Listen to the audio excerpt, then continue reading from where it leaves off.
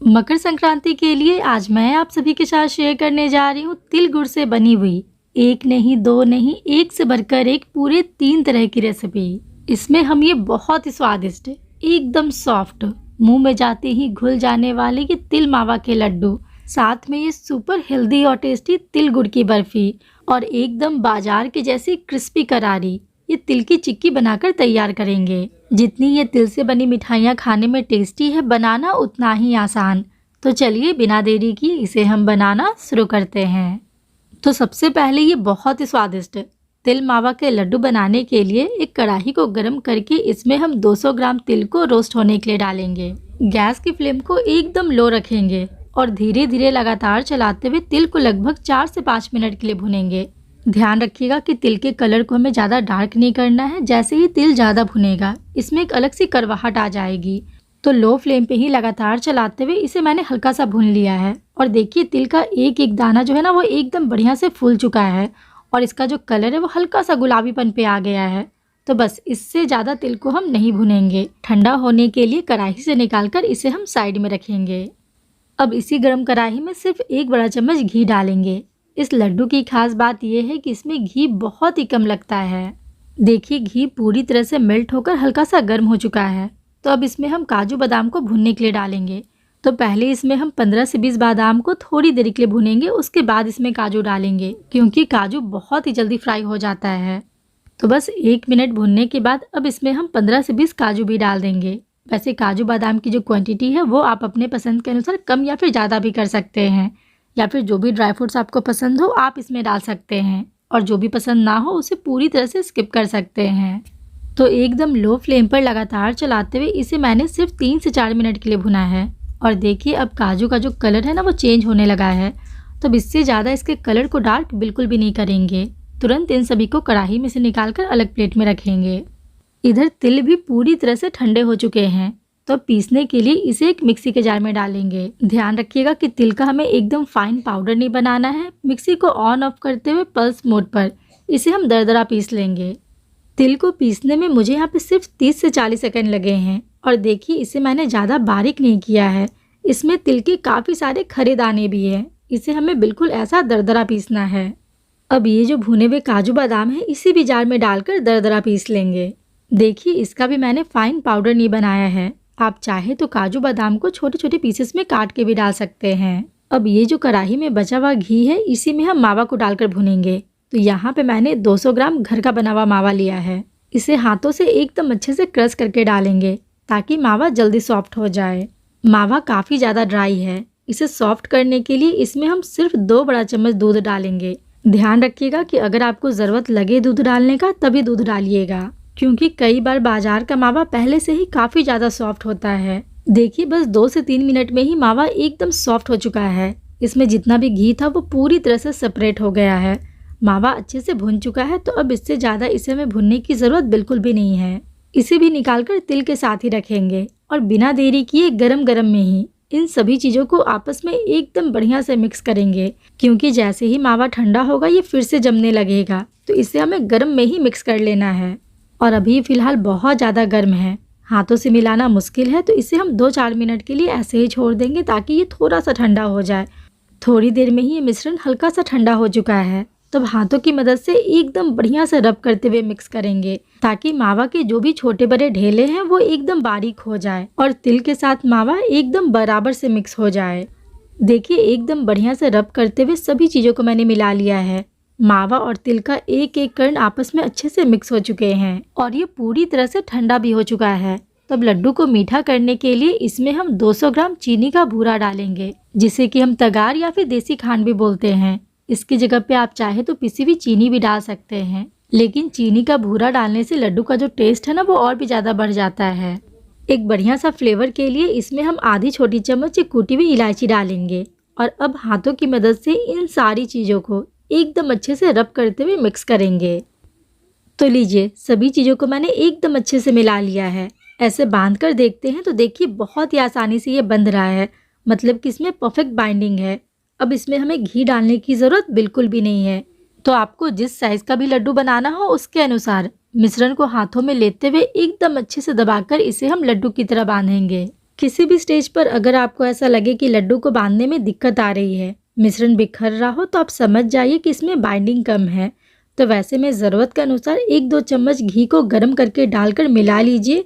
उसके बाद लड्डू आराम से बनने लगेंगे। वैसे जो रेशियो और तरीका मैंने आप सभी के साथ शेयर किया है, अगर आप उसे फॉलो करते हैं तो इस लड्डू को बनाने में आपको बिल्कुल भी दिक्कत नहीं आएगी। तो देखिए, आखिरी तक के लड्डू एकदम आराम से बन गए और मीडियम साइज के टोटल 20 लड्डू बनकर तैयार हुए हैं। और आप खुद ही देखिए ये लड्डू कितने सॉफ्ट बने हैं। इस तिल मावा के लड्डू को आप 15 से 20 दिनों तक रखकर आराम से खा सकते हैं। ये बिल्कुल भी खराब नहीं होगा। अब ये बहुत ही हेल्दी और टेस्टी तिल गुड़ की बर्फी बनाने के लिए सबसे पहले हम तिल को ड्राई रोस्ट करेंगे। तो इसके लिए कढ़ाई को गर्म करके मैंने यहाँ पे 350 ग्राम तिल को रोस्ट होने के लिए डाला है। गैस की फ्लेम को एकदम लो पे रखेंगे और धीरे धीरे लगातार चलाते हुए इसे लगभग हम 5 से 6 मिनट के लिए भुनेंगे। ध्यान रखिएगा कि इसके कलर को हमें ज़्यादा डार्क नहीं करना है। अगर ये ज़्यादा भुना तो वैसे में क्या होगा ना कि तिल में एक अलग सी करवाहट आ जाएगी। देखिए, तिल का जो कलर है ना वो हल्का सा चेंज होकर गुलाबीपन पे आ चुका है। तिल के दाने भी एकदम बढ़िया से फूल चुके हैं और इसमें से धीरे धीरे चटकने की भी आवाज़ आने लगी है। मतलब कि अच्छे से भुन चुका है। अब इससे ज़्यादा इसे डार्क करने की ज़रूरत बिल्कुल भी नहीं है। ठंडा होने के लिए निकालकर इसे हम साइड में रखेंगे। थोड़ी देर में ही तिल पूरी तरह से ठंडा होकर रूम टेम्परेचर पे आ चुका है। तो पीसने के लिए इसे एक मिक्सी के जार में डालेंगे।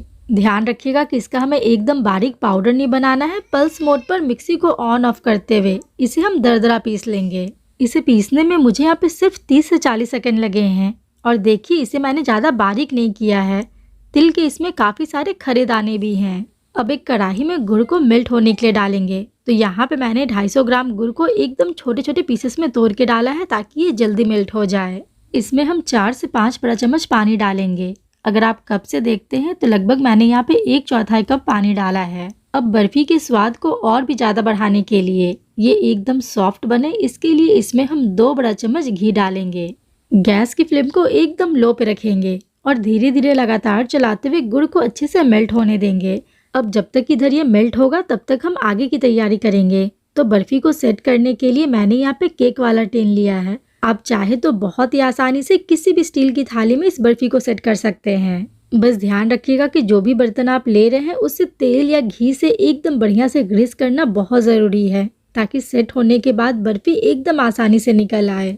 इधर गुड़ भी देखिए पूरी तरह से मेल्ट हो चुका है और इसमें उबाल भी आने लगा है। तो अब इस स्टेज पे गैस की फ्लेम को मीडियम पे करेंगे और घड़ी के टाइम से चाशनी को सिर्फ 2 से 3 मिनट के लिए पकाएंगे।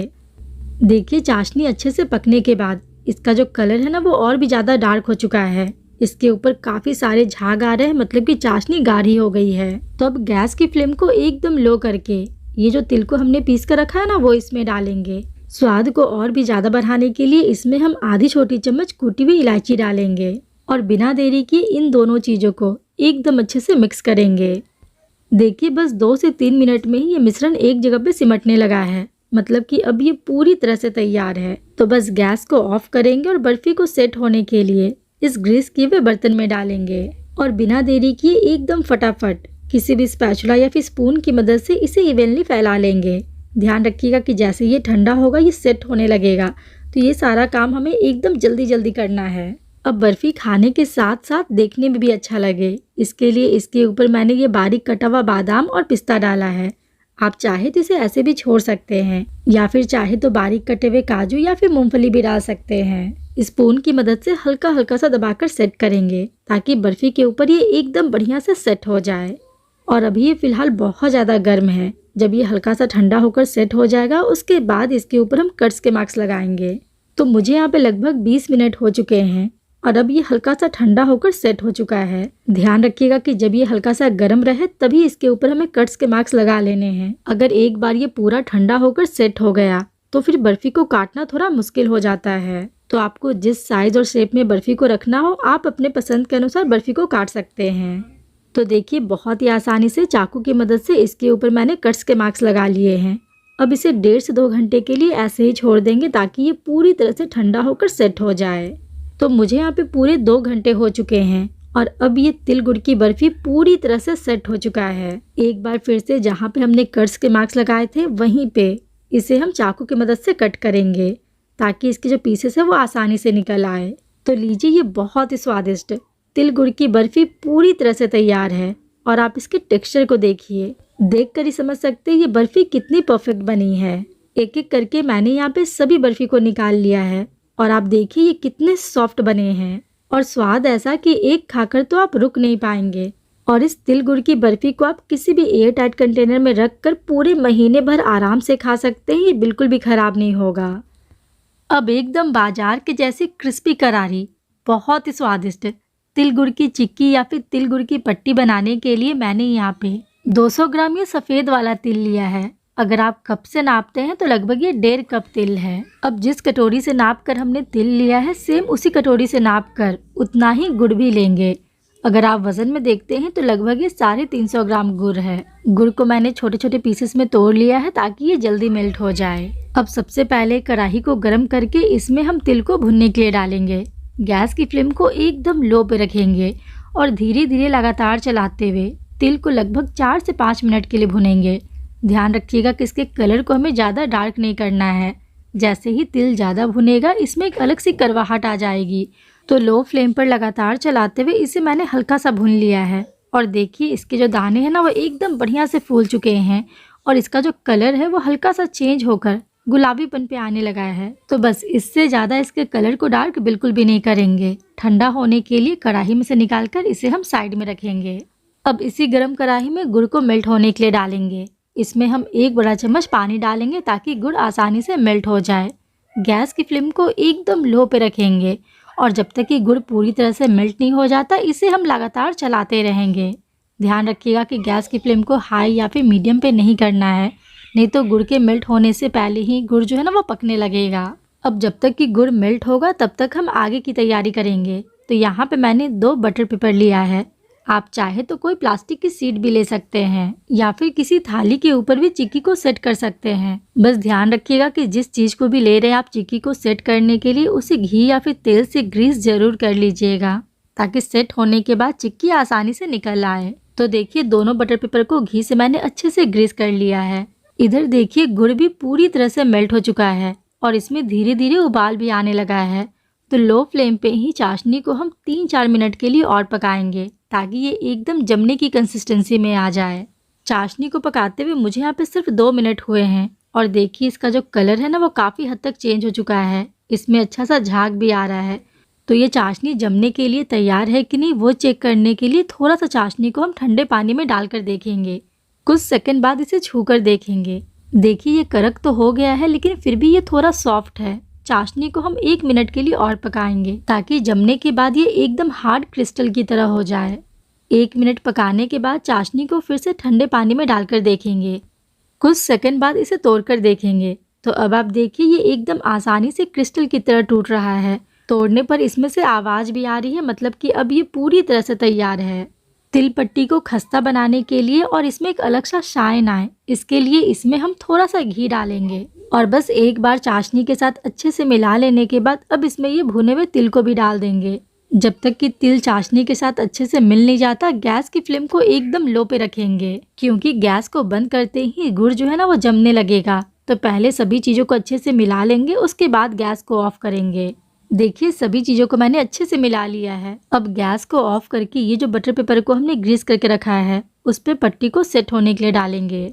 स्पून के ऊपर थोड़ा सा मैंने घी लगाया है ताकि ये मिश्रण इसके ऊपर चिपके नहीं और बिना देरी किए एकदम फटाफट इसे हम अच्छे से फैला लेंगे। ध्यान रखिएगा कि जैसे जैसे ये ठंडा होगा गुड़ जमने लगेगा, तो ये काम हमें एकदम फटाफट करना है। अब चिक्की सभी तरफ से एकदम इवन बने इसके लिए इसके ऊपर ये दूसरा वाला बटर पेपर रखकर बेलन की मदद से इसे हम हल्का सा रोल करेंगे ताकि इसकी थिकनेस सभी तरफ से एकदम बराबर हो जाए। देखिए ऊपर का सरफेस भी एकदम इवन हो गया है और अभी भी ये हल्का गर्म है। तो इस स्टेज पे ही इस पे हम कट्स के मार्क्स लगा लेंगे। ध्यान रखिएगा कि अगर ये एक बार ठंडा होकर जम गया तो फिर आप अपने मन चाहे शेप में इसे कट नहीं कर पाएंगे।